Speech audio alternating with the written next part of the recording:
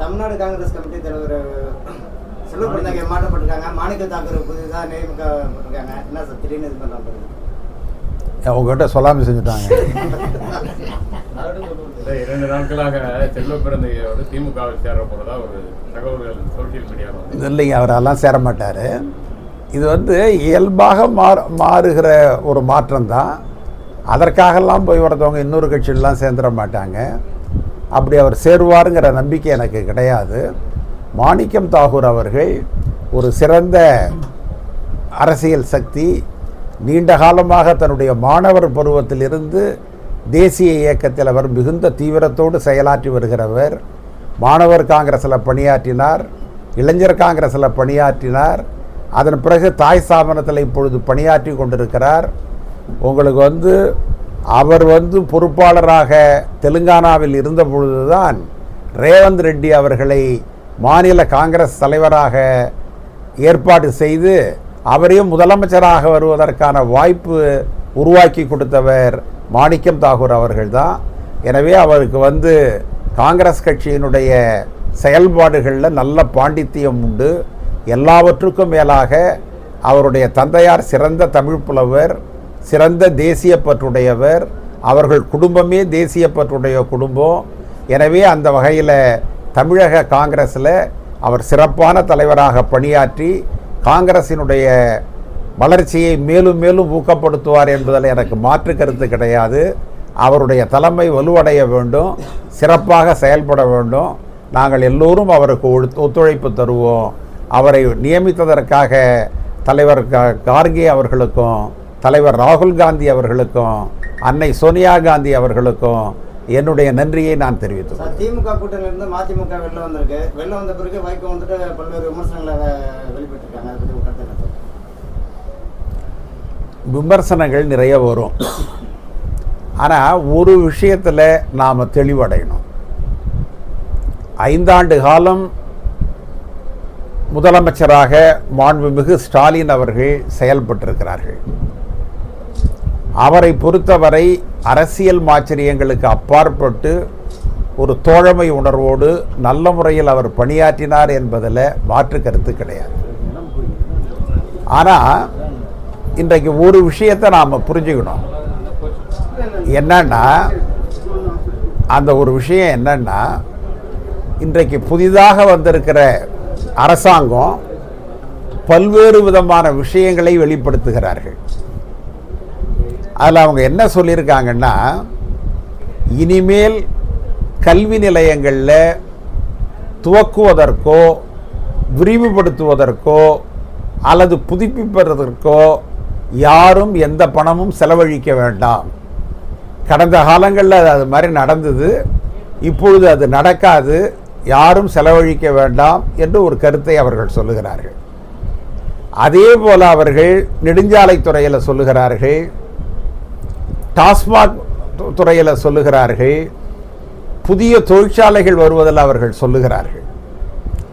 இதில் என்னுடைய கருத்து என்னென்னா, புதிதாக ஒரு அரசாங்கம் வருகிற பொழுது பல்வேறு விதமான விஷயங்களை சொல்லுவார்கள். ஆனால் அதிகாரத்திலிருந்து சென்றிருக்கிற ஒரு அமைப்பு, திராவிட மாடல் அரசு என்பது என்ன செய்யணும்னா, இந்த குற்றச்சாட்டுகளுக்கு பதில் சொல்லணும். இப்போ கல்வி நிலையங்களில் திறப்பதற்கோ விரிவாக்கம் செய்வதற்கோ புனர் நிர்மாணம் செய்வதற்கோ நாங்கள் பணம் வாங்கவில்லை. எங்கள் அமைச்சரவையில் யாரும் வாங்கலை. புதிய கட்டிடங்கள் கட்டுவதற்கு டிடிசிபியில் அனுமதி பெறுவதற்கு எங்களுடைய அரசாங்கத்தில் நாங்கள் யாரும் பணம் வாங்கலை.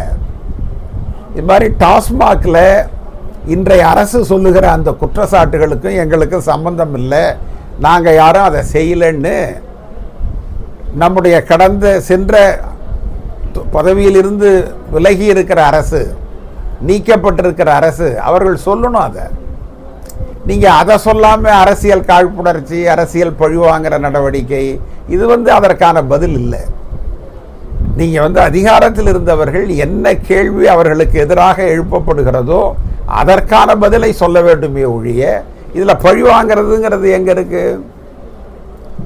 நீங்கள் வந்து இன்றைய மக்களுடைய வளர்ச்சி பெரிய அளவில் இருக்குது. இப்போ அமெரிக்காவை போன்ற பேரரசு இருக்கிற இடங்கள்லேயே ட்ரம்புக்கு எதிராகவே அவருடைய சொந்த அரசாங்கமே அவருக்கு எதிராக ஒரு தீர்மானத்தை கொண்டு வந்திருக்கிறார்கள். அப்படின்னா அது எதை காட்டுகிறது? நீங்கள் எவ்வளவு அதிகாரத்தில் வேணாலும் இருக்கலாம், அதுக்காக போய் நீ ஈரானில் இதை மாதிரி சண்டை போடுறது எங்களுக்கு ஏற்புடையது அல்ல, அதற்காக பணத்தை ஒதுக்க மாட்டோம்னு சொல்லி மேல் சபையில் தீர்மானம் கொண்டாந்துட்டாங்க. இன்றைக்கு வந்து ஈரானுக்கும் அமெரிக்காவிற்குமான சண்டை முடிவுக்கு வருகிறது என்று சொன்னால் அதற்கு வேற யாரும் காரணம் அல்ல, அமெரிக்கர்கள் தான் காரணம், அமெரிக்க மேல் சபை தான் காரணம். அவர்கள் வந்து பணத்தை நாங்கள் வந்து உங்களுக்கு தரமாட்டோம் அரசாங்கத்துக்குன்னு சொன்ன பிறகு தான் சண்டை ஒரு முடிவிற்கு வருகிறது.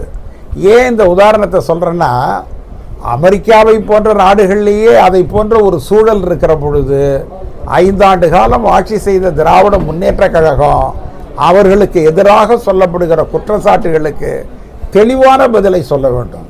நாங்கள் நீதிமன்றத்தில் சந்திப்போம், இது வந்து அரசியல் காழ்ப்புணர்ச்சி, எங்களுக்கு எதிராக செய்யப்படுகிற செயல் என்றெல்லாம் சொல்லக்கூடாது.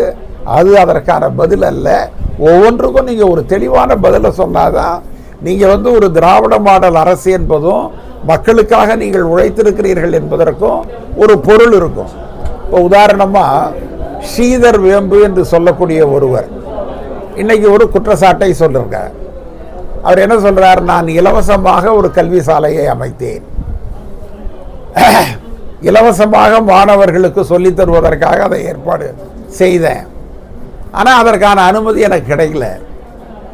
என்னிடம் ஏராளமாக பணம் கேட்டார்கள், நான் அப்படியெல்லாம் பணம் கொடுத்து உன்னை வாங்க விரும்பல, அதனால் எனக்கு அனுமதியே கிடைக்கல.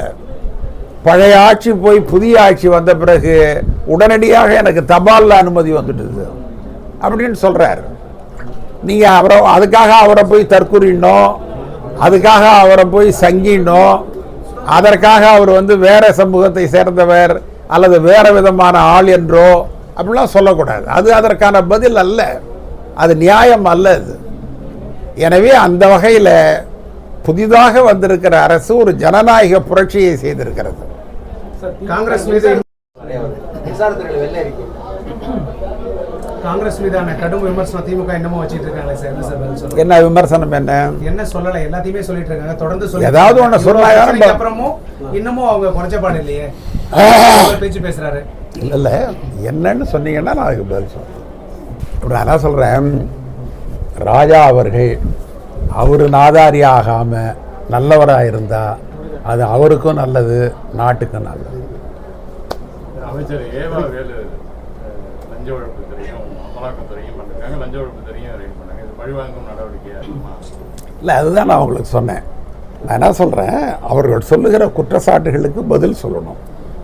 பொத்தாம்பொதுவாக பழிவாங்கிற நடவடிக்கை, அரசியல் காழ்ப்புணர்ச்சி என்று சொல்லுவது அது வந்து முறையாது. இதுக்கு நீண்ட காலமாக இப்படி தான் நம்ம சொல்லிக்கிட்டு இருக்கிறோம். ஒரு புதிய அமைப்பு உருவாகிவிட்டது.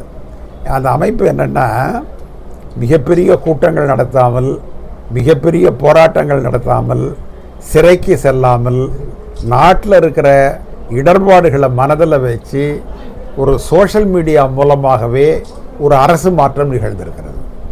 இது வந்து சாதாரண விஷயம் அல்ல. இரண்டாவது, ஒரு 20 ஆண்டு காலமாக, அதாவது திருமங்கலத்தில் இடைத்தேர்தலுக்கு பிறகு பணம் இருந்தால்தான் தேர்தலை சந்திக்க முடியும் என்கின்ற ஒரு மனநிலையை பொதுவான புத்தியில் ஏற்படுத்திட்டாங்க. நீங்கள் வந்து அரசியல்வாதிகளோ தேர்தலில் நிற்கிறவங்களோ அதை நினைக்கிறது பெரிய விஷயம் இல்லை. ஜனங்க கூட என்ன நினைக்கிறாங்கன்னா, பணம் இல்லாமல் எப்படி தேர்தலில் நிற்கிறது, அவன் அண்ணன் அப்படியே அவன்கிட்ட ஒன்றுமே இல்லை, அவன் போய் சீட்டு கேட்குறான் அப்படின்லாம் பேசுகிற அளவுக்கு அவர்கள் தங்களுடைய பரப்புரையினுடைய செல்வாக்கை அவர்கள் அதிகப்படுத்தி இருக்கிறார்கள். அந்த வகையில் திராவிட கட்சிகளை குறைச்சி சொல்ல முடியாது.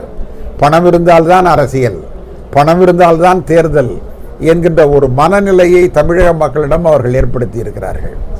ஆனால் அதையெல்லாம் உடைச்சி எரிஞ்சு பைசா பணம் இல்லாமல், யார் அவர் எந்த ஜாதின்னே தெரியாமல், அவர் யார் என்பதையே புரியாமல் ஒருத்தவர் தேர்தலில் நின்று வெற்றி பெற்றிருக்கிறாருன்னா அது ஒரு மிகப்பெரிய விஷயம். நான் அந்த நேரத்தில் ஒரு ஊருக்கு போனேன். அங்கே தேர்தலில் நின்றவர், எனக்கு அந்த கட்சியில் நின்றவர் எனக்கு ஏற்கனவே அறிமுகமான ஒரு தம்பி. எல்லாரும் சொன்னாங்க அவர் ஒன்றும் பிரச்சாரமே பண்ணலன்னு சொல்லி சொன்னாங்க. நான் அவர்கிட்ட சொன்னேன், ஏன் தம்பி ஒரு 2 ஆட்டோ வச்சாவது பிரச்சாரம் பண்ணக்கூடாதான்னு கேட்டேன் வழியில் சந்தித்ததுனால. அவர் சொன்னார், வச்சேங்க 2 ஆட்டோ, அது டவுனில் பிரச்சாரம் பண்ணக்கூடாது, கிராமத்தில் தான் பிரச்சாரம் பண்ணணுன்னு போலீஸில் சொல்லிட்டாங்க. மறுநாள்லேருந்து அதையும் நிறுத்திட்டேன்ட்டார். சரி இவர் தலையெழுத்து என்ன ஆக போகுதுன்னு சொல்லிட்டு நான் போயிட்டேன். பார்த்தா அவர் ஜெயிச்சுட்டார். ஆக இது எதை காட்டுகிறது? யார் நின்றார் என்பது முக்கியமல்ல, எந்த கொள்கையை சொல்லி அவர் நிற்கிறார் என்பது தான் முக்கியம். ஒரு தெளிவான அரசாங்கத்தை நான் தருவேன், ஜாதி மத வித்தியாசமில்லாத அரசாங்கத்தை நான் தருவேன், மத சார்பற்ற ஒரு அரசாங்கத்தை நான் தருவேன், லஞ்ச ஊழல் இல்லாத ஒரு அரசாங்கத்தை நான் தருவேன் என்று சொன்னதை தவிர இவர்கள் தற்குறி என்று சொல்லக்கூடிய இன்றைய முதலமைச்சர் விஜய் வேறு எதையும் சொல்லலை. அதற்காக தான் மக்கள் வாக்களித்திருக்கிறார்கள்.